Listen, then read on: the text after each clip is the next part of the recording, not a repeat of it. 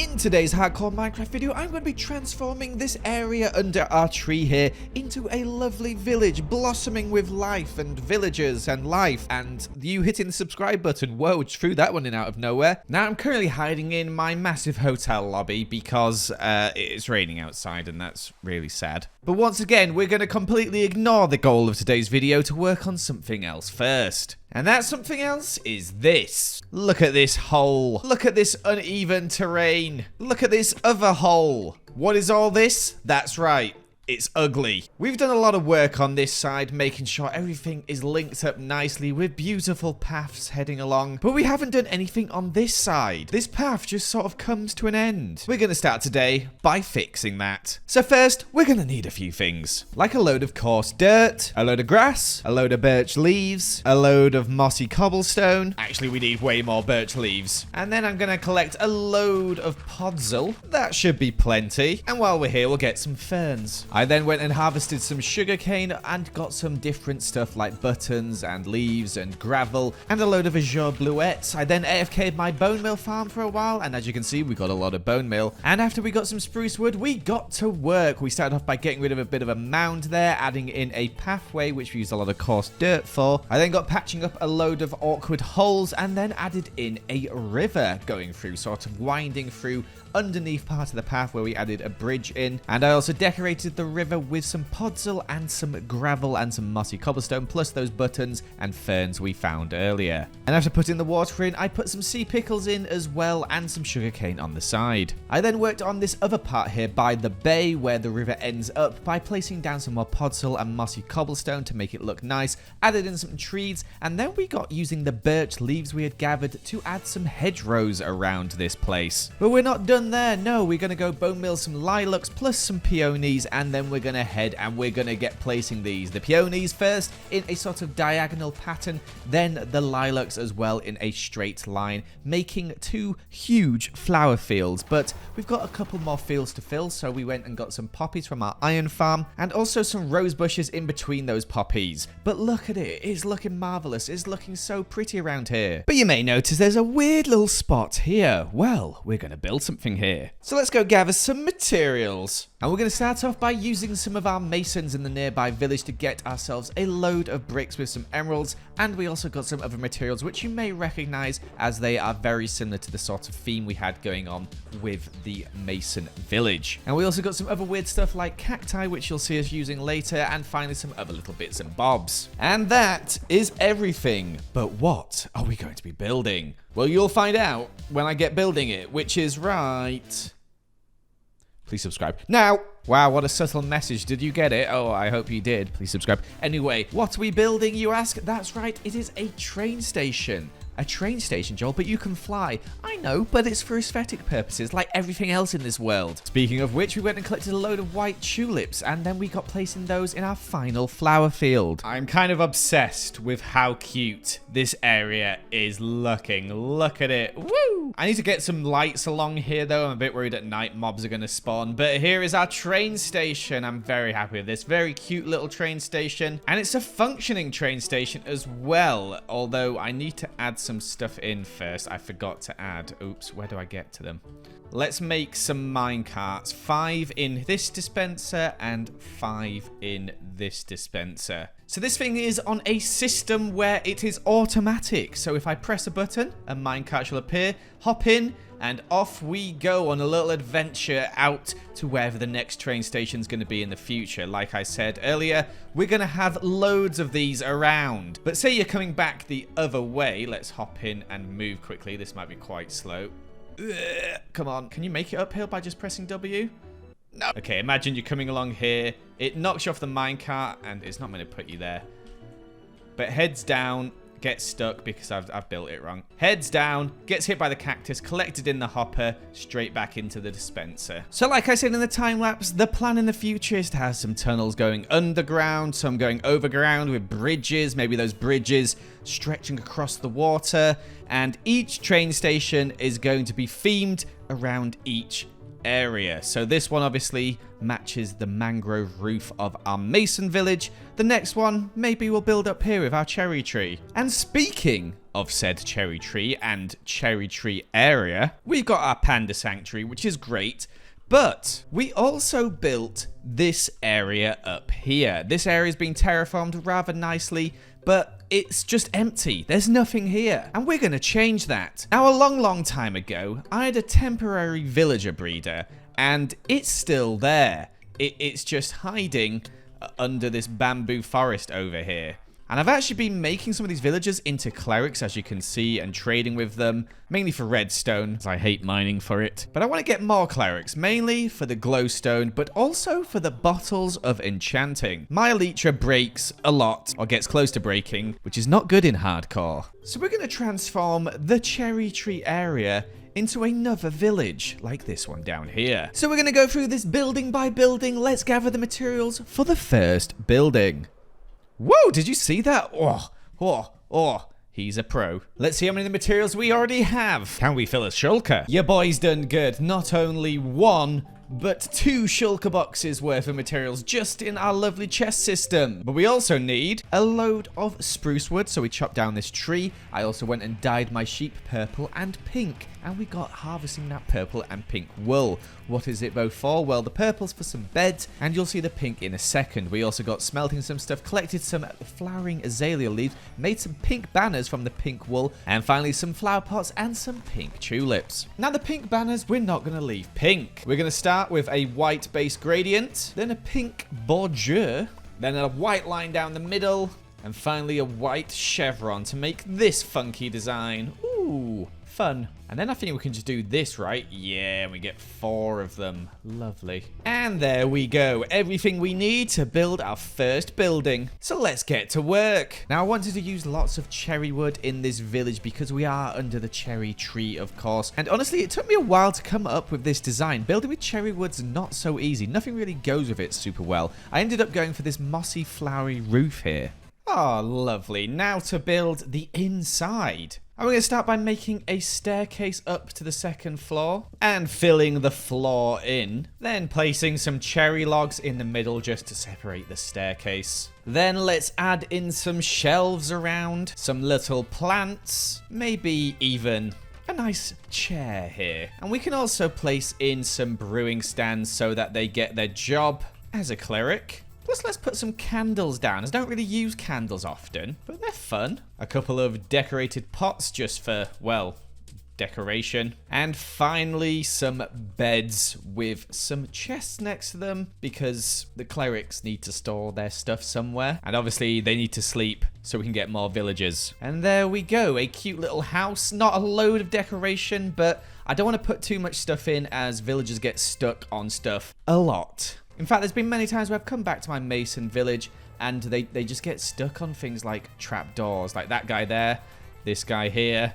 I'm trying not to use trapdoors in these builds. But anyway, time to gather the materials for building number 2. And this house is a little bit smaller, so the materials didn't take long to gather at all. In fact, I had them once again. Oh, that storage system coming in useful. Time for another house. This one again is in a very sort of magical style like the other one. However, it's a little bit smaller, as you can see. Lots of pink cherry wood again, though, and a flatter roof. And once again, a very simple interior in this one, although I might put a double chest here with some spruce doors and make a little wardrobe. Then let's put another shelf with some brewing stands, maybe a brewing stand there, crafting table, and finally a little flower in the corner. Lovely. Very simple, but a funky floor. And I know, by the way, that none of these are linked up yet. We're going to build the buildings first and link them up later. And this next building's a slightly different style to the 2 we've got going so far. And although this building isn't the biggest one we've built so far, it requires a lot of different materials. Obviously, we got a lot of cherry wood in there,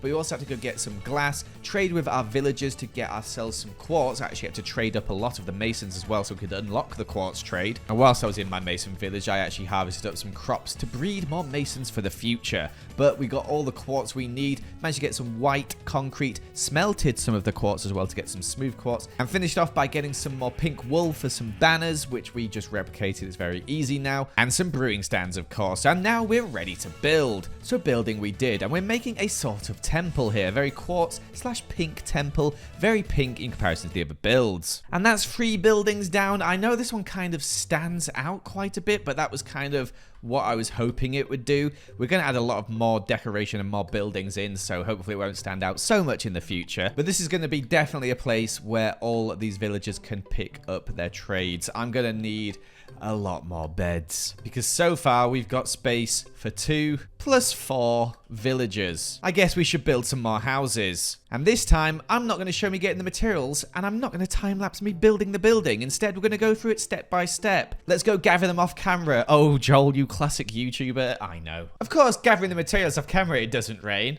But now that I actually want to speak and talk you through this build, it rains. I'm going to wait it out by my bone meal farm. Ah, this noise is so much nicer for me to listen to. All right, now we can get building. Now I want to start this off by saying I design all these buildings in my creative world, and I've been using Lightmatica to help me bring them to life in this world. If you don't know Lightmatica, it makes this invisible outline, and then you can just place the blocks where you want to place them. However, just to make things a little bit more visually pleasing for you guys, we're not going to use them during this build. Anyway, this building here is a square, and we're going to be using some cherry wood once again, and lots of different color pinks, like this pink terracotta here for the door. I'm going to grab 1 block of coarse dirt, because this here is going to be for the path outside, as I like to place doors on the inside like this, because it just adds a lot of texture.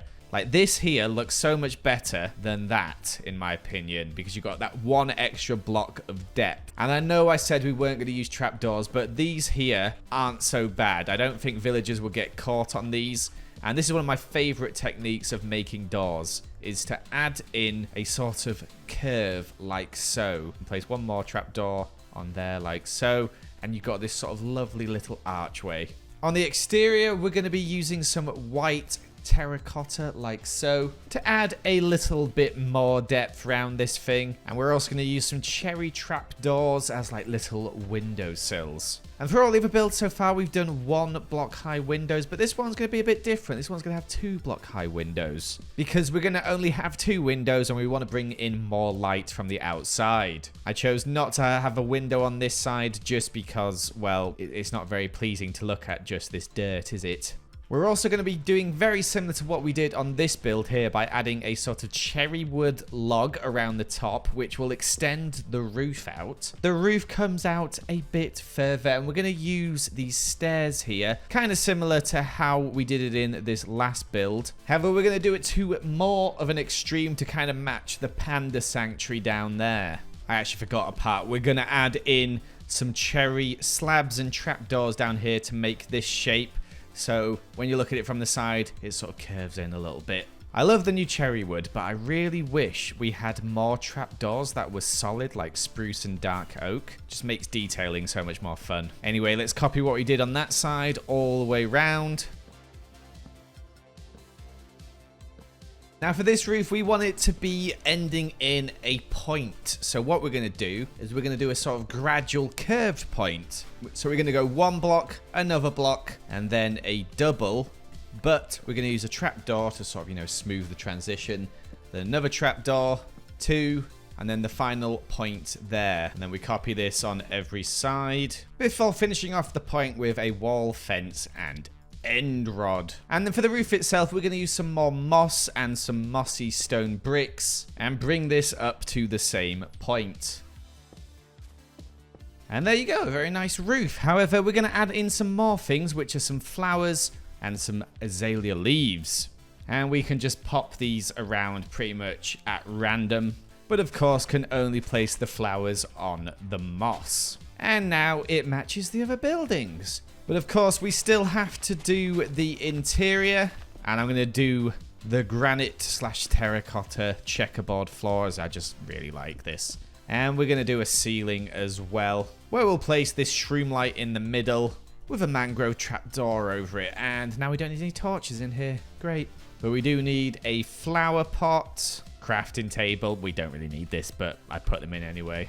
Chest, the double bed, and a decorated pot because they're my new favorite thing to decorate with. And there you have it. A lovely little home for some villagers. Now, the next few buildings all use the same materials, kind of similar style to the one in the background. So I'm just going to stop gathering materials for each building and instead just gather a load and hope we can finish all of the final buildings. Also, I quickly want to try out a new way of harvesting my cherry trees, because we have this absolute mess over here from when we were gathering cherry leaves. And I don't want to have to chop it down, so I just want to see if I could blow some of it up. Let's see how successful this is.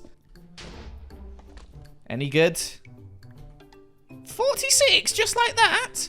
No, surely not. 62! Wow, yeah, okay, this is successful. Let's do this a few more times.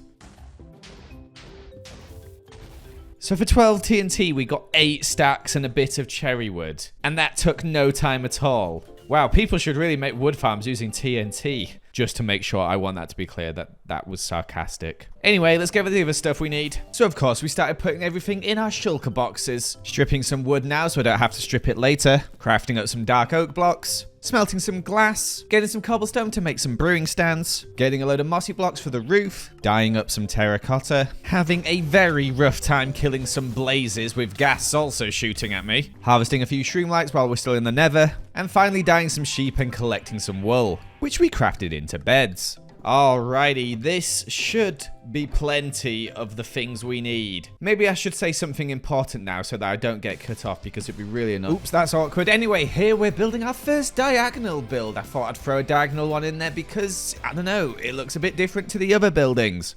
And this interior is going to be very quick. At this point, I'm just trying to get as many beds in as possible. So we're going to have 5 in here. And some very simple decoration like that. And there you go. A simple house for some simple villagers. Next build. Next up, we've got a very small house up here on the cliffside. It's very similar to the one I showed you me building, except the roof goes the other way. And I'll show you the interior in a second, as it was only tiny. Instead, let's move on to this other building here, our final one in this sort of style, however slightly different to the others. Now, for a bit of interior in this one, and we're actually going to add in some walls, because I want to get as many bedrooms as possible in this place. So let's put a double bed in here with a chest, and then 2 chests and another double bed there. A little plant in the corner, and just another shelf there, and that'll do nicely. Now we only have 2 buildings left to build, and this village is complete, and we can start populating it.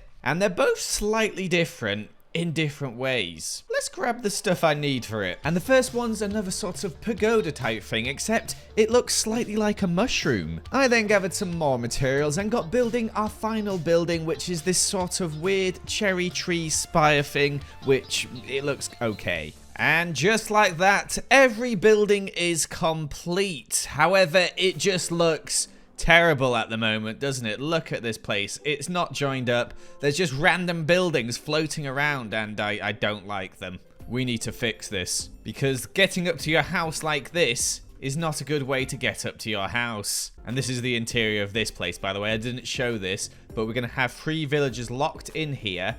And the same with this spire up here. We're going to have 1 villager locked in there. Or maybe we could do 3. The reason the villagers will be locked into their spots in these ones here is because we're going to add a staircase up here, but we're not going to allow villagers to wander freely up here. As with the tree, there's just so many places for them to escape. I just don't think it's possible to villager-proof it without it looking really ugly. They'll be able to wander around down here, though. Which brings us to the next step, and that is finish the village. We've got to add in a path, we've got to add in bushes, we've got to add in walls so they can't escape. We're going to make this thing really come to life, and I've got an idea which I think is going to look amazing. So let's get started by gathering up a load of stuff. Have we gathered a lot of stuff already this episode? So let's just speed through it with half a second per thing we gather. And blink and you might miss it, but look, whoa, loads of stuff is being gathered. We even went to the end and the nether, and we also got some other stuff. There's more materials for this than any of the buildings, I think, but we've got them all now. This is all we need to transform this place.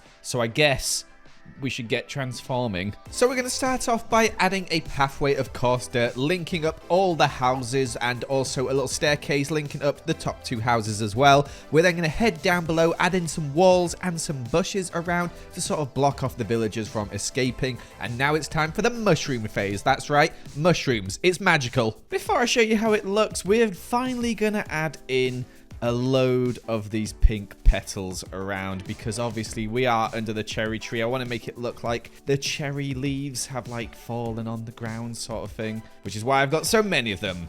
Let's get placing. And just like that, our lovely new village is complete. Obviously, we still need to add the villagers. I'll add those in a second. But this place is looking great. It really feels magical, and I think it goes so well with the tree in the background. This here is the gateway, stopping any villagers getting up to this level up here where we've got these houses, which we will fill at a later date. At first, I just want to get the villagers in there. But look how cute this place is. I really, really like it. I think it's one of the better builds I've got in this place so far. Before we move the villagers, let's talk about this side. There's still so much area around the base of this tree. There's all of this side as well, and don't worry, we have plans in the future. We might carry on the theme, but with some other useful builds. But let's go get those villagers and bring them over. Let's start by running a rail track all the way over there. So I got to work speed bridging my way because I like to show off, and then also placing the rails on the bridge I had created. And finally, we got some villagers in the minecart, and I actually decided to transfer all the villagers across to the new area. And I actually followed this one here who didn't have a trade yet, and look at him. He picks up a trade instantly. Lovely little guy. I then blocked off the old entrance to the place and got destroying all the rails as well as all of the grass blocks. I didn't bother collecting them because I don't want to keep them anymore. That was relatively painless. Now for the final step, which is make a lot of bread and see if we can locate these guys to get them to breed up a bit more. There's some in here. Here, take my bread. Oh, look, they're actually exploring. Hello, fella. Do you want to go find someone to breed with? Take my bread. Take the bread. Good. Go find someone to breed with. Look at this fella. He wants to breed with you. Come on, look. Breed. Breed. Breed. Dare you. Dare you to breed. I give you all that bread. Do something with it. Come on. Do something with the bread. You greedy villager. You can't have it all to yourself. Maybe we have to wait for them to find a bed at night, but we'll see. Let's wait out till night and see if them finding a bed changes anything. Not sure if it does. While we wait, I'll get some more wheat. And also, I thought I'd update you all on my stats. It's been a while. Here's what they're looking like at the moment. The main one down here, 11 days played, which is over 260 plus hours now. And in case you're wondering, grass has now overtaken cherry leaves as my most broken block. It's a new day. Have we any babies? This guy's going on a wander, and of course he's stuck on the only trapdoors I put in this entire area. You idiot. Maybe I'll try giving them more bread. Yes. Yes. Yeah, we got a baby. Look at it. Lovely. It's working. Let's throw some more bread at this person over here, see what happens. I'll call that a success. And to celebrate, here's a little run through with shaders. Oh, isn't it lovely? Yes, it is. I'm saying that even though I built it. I don't care. I'm very proud of this place. But unfortunately, that's all we got time for. Thank you so much for watching. Make sure to like and subscribe. Goodbye.